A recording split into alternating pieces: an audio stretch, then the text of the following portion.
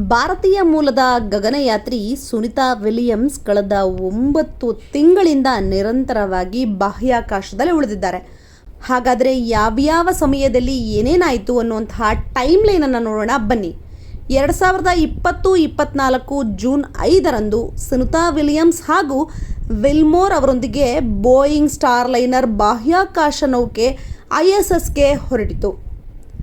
ಇನ್ನು ಜೂನ್ 6ರಂದು ಸ್ಟಾರ್ಲೈನರ್ ISSನೊಂದಿಗೆ ಯಶಸ್ವಿಯಾಗಿ ಡಾಕ್ ಮಾಡಿತು. ಆದರೆ ಈ ಪ್ರಕ್ರಿಯೆಯಲ್ಲಿ ಸ್ಟಾರ್ಲೈನರ್ನ ಥ್ರಾಟರ್ ಕಾರ್ಯನಿರ್ವಹಿಸದಿರುವುದು ಮತ್ತು ತಾಂತ್ರಿಕ ಸಮಸ್ಯೆಯಿಂದಾಗಿ ಸಾಕಷ್ಟು ಸಮಸ್ಯೆಗಳನ್ನು ಎದುರಿಸಬೇಕಾಗಿತ್ತು. ಗಗನಯಾತ್ರಿಗಳು ಸುರಕ್ಷಿತವಾಗಿದ್ದರೂ ವಾಪಸ್ಸಾಗೋದಕ್ಕೆ ಸಾಕಷ್ಟು ಕಳವಳ ಉಂಟಾಯಿತು. ಜೂನ್ 12 ಸ್ಟಾರ್ಲೈನರ್ ಪ್ರಯಾಣಕ್ಕೆ ಸಿದ್ಧವಾಗಿಲ್ಲ, ಅದಕ್ಕೆ ತಾಂತ್ರಿಕ ಕಾರಣವಾಗಿದೆ, ಹಾಗಾಗಿ ಅನಿರ್ದಿಷ್ಟವಾಗಿ ಅವರ ಪ್ರಯಾಣವನ್ನು ಮುಂದೂಡಲಾಗಿದೆ ಅಂತ ನಾಸಾ ಅಧಿಕೃತವಾಗಿ ಘೋಷಣೆ ಮಾಡಿತು. ಜುಲೈ ಹಾಗೂ ಆಗಸ್ಟ್ ತಿಂಗಳಲ್ಲಿ ವಾಪಸಾತಿಯ ಬಗ್ಗೆ ಅನಿಶ್ಚಿತತೆ ಮತ್ತಷ್ಟು ಹೆಚ್ಚಾಯಿತು. ಹಲವು ಸಂಶೋಧನೆಗಳು ನಡೀತು. ಅವರ ಆರೋಗ್ಯದಲ್ಲಿ ಏರುಪೇರಾಗ್ತಿದೆ ಅನ್ನುವಂತಹ ಮಾಹಿತಿ ಇತ್ತು. ಮೂಳೆ ಸಾಂದ್ರತೆ ಕಡಿಮೆಯಾಗುವಂತಹ ಹಲವಾರು ಸಮಸ್ಯೆಗಳು ಉದ್ಭವಿಸಿದೆ ಅನ್ನುವಂತಹ ಸುದ್ದಿಯೂ ಸಹ ಹರಡಿತು.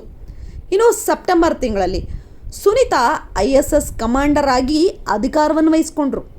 ನವೆಂಬರ್ನಲ್ಲಿ ಸುನಿತಾ ISSನಲ್ಲಿ ತನ್ನ ಸಹೋದ್ಯೋಗಿಗಳೊಂದಿಗೆ ದೀಪಾವಳಿ ಆಚರಿಸುವಂತಹ ವಿಡಿಯೋ ಬಂತು. ಡಿಸೆಂಬರ್ ತಿಂಗಳಿನಲ್ಲಿ ಸುನಿತಾ ವಿದ್ಯಾರ್ಥಿಗಳೊಂದಿಗೆ ಚಾಟ್ ಮಾಡಿದ್ರು, ತಮ್ಮ ಅನುಭವವನ್ನು ಹಂಚಿಕೊಂಡ್ರು. ಅಷ್ಟೇ ಅಲ್ಲ, ಬಾಹ್ಯಾಕಾಶದ ತಮ್ಮ ಜೀವನದ ಬಗ್ಗೆ ನಗೆ ಚಟಾಕಿಯನ್ನು ಹರಿಸಿದ್ರು. ಇನ್ನು ಜನವರಿ 2020-25 30ನೇ ತಾರೀಕು ಸುನಿತಾ ವಿಲಿಯಮ್ಸ್ ತಮ್ಮ ಮೊದಲ ಬಾಹ್ಯಾಕಾಶ ನಡಿಗೆಯನ್ನು ಕೈಗೊಂಡರು. ಅದರ ಭಾಗವಾಗಿ ಅವರು ISSನ ಹೊರಗೆ ಪ್ರಮುಖ ದುರಸ್ತಿ ಕಾರ್ಯಗಳಲ್ಲಿ ಭಾಗವಹಿಸಿದರು. ಅಷ್ಟೇ ಅಲ್ಲ, ಫೆಬ್ರವರಿಯಲ್ಲಿ ಸುನಿತಾ ಮತ್ತು ವಿಲ್ಮೋರ್ ಅವರು ಹಿಂದಿರುಗುವ ಪ್ರಯಾಣದ ಬಗ್ಗೆ ಅನಿಶ್ಚಿತತೆ ಹೆಚ್ಚಾಯಿತು. ನಾವು ಚೆನ್ನಾಗಿದ್ದೀವಿ ಅನ್ನುವಂತಹ ಸಂದೇಶವನ್ನು ಸಹ ಅವರು ರವಾನೆ ಮಾಡಿದರು. ಮಾರ್ಚ್ 12ರಂದು ಸ್ಪೇಸ್ಎಕ್ಸ್ ಡ್ರ್ಯಾಗನ್ ಬಾಹ್ಯಾಕಾಶ ನೌಕೆಯಿಂದ ಅವರಿಬ್ಬರನ್ನು ಕರೆತರಲಾಗುತ್ತೆ ಅಂತ ನಾಸಾ ಘೋಷಣೆ ಮಾಡಿತು.